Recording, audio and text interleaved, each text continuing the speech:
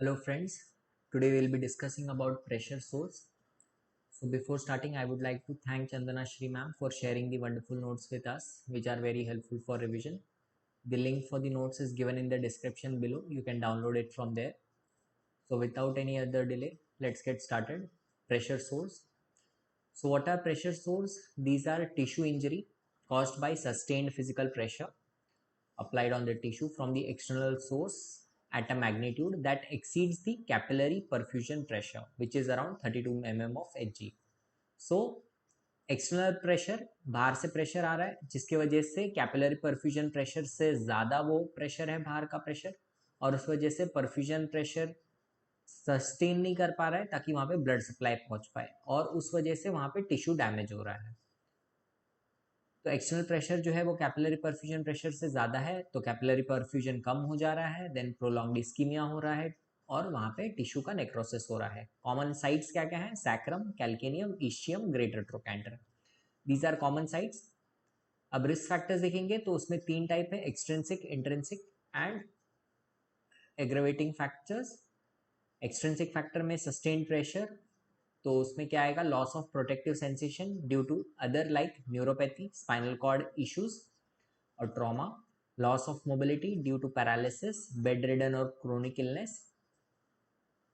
Then intrinsic like poor wound healing, which can be due to diabetes, smoking, peripheral vascular disease, immunosuppression or steroid usage, advanced age, malnutrition, edema or shock.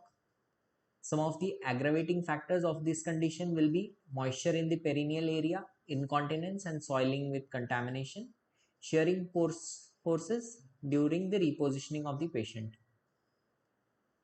So let us see some risk assessment scores which help in assessing the risk, that is Brendan scale, Waterloo score or Norton scale.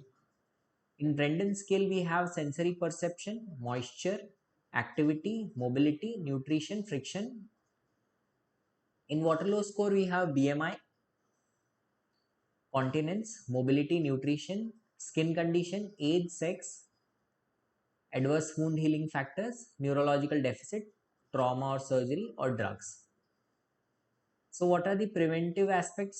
What are the 3 R's for prevention? That we redistribute the surface of pressure, remobilize and reposition. So these are the 3 R's which will help us in prevention. Now we see the grading of this pressure source. Grade 1, that is stage 1, where there is intact skin with non-blanching erythema, just the erythema. So there will be just altered skin, temperature, consistency and color. Then stage 2, there will be partial thickness of the loss of dermis. So there will be shallow ulcer, superficial ulcer, blister or a shallow crater. Stage 3, there will be full thickness loss with exposure of the subcutaneous tissue. So there will be deep crater exposing the subcutaneous tissue without undermining adjacent tissue. So the deep crater will expose the subcutaneous tissue and may also show the adjacent tissue like muscle. Then the last is full thickness loss. Full thickness loss of with exposure of tendon, muscle or bone. So exposes the bone, tendon or joint capsule, muscles with or without bone infection. So in 3 there will be undermining of the adjacent tissue, and 4 it will be involvement of bone, joint, tendon or muscle. There may or may not be bone infection, that is osteomyelitis.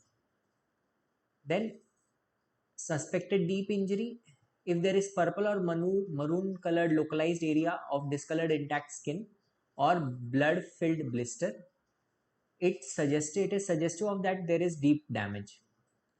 When there is full thickness tissue loss on which there is slough or eschar, the true depth cannot be assessed, so it is unstageable. So unless we remove the slough by debridement, we cannot stage this. For evaluation, importantly is the culture, wound culture sensitivity, that will give us the choice of antibiotic which will be more effective, X-ray and MRI to rule out osteomyelitis, then routine blood checkup to detect malnutrition, signs of infection.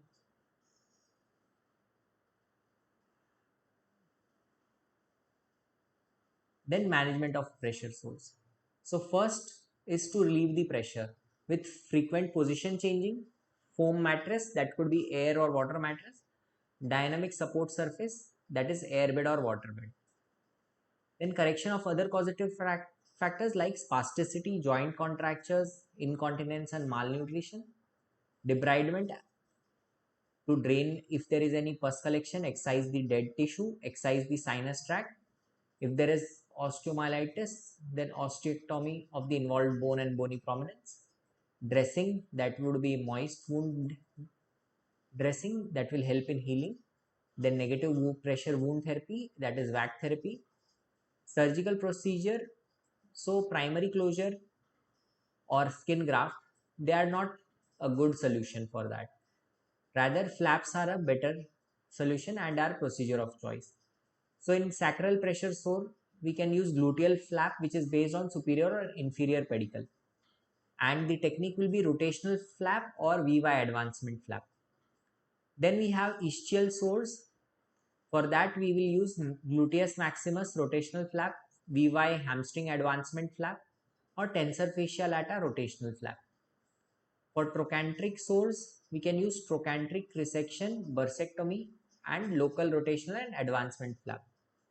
For foot and heel, we will, for small, if we can use conservative, if large, we have to use local fasciocutaneous flap. So hope this topic has been understood and will be helpful for revision. So thank you for watching. Please like, share and subscribe, and keep studying, keep growing, never give up. See you in next video. Thank you.